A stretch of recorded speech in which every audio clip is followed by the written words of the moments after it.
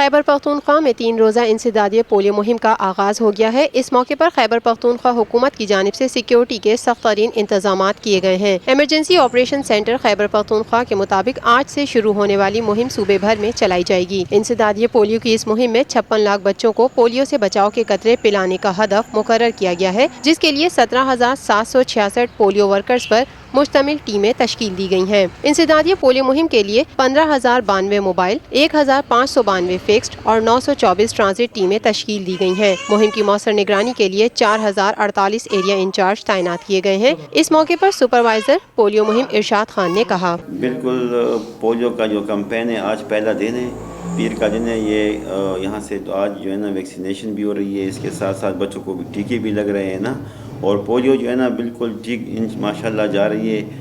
D C صاحب اور D H O صاحب ہمارے ساتھ تعاون میں، اور ایس پی علماء کرام سب آتے ہیں، اور ریفیوزل جو ہے نا بہت کور ہو رہے ہیں۔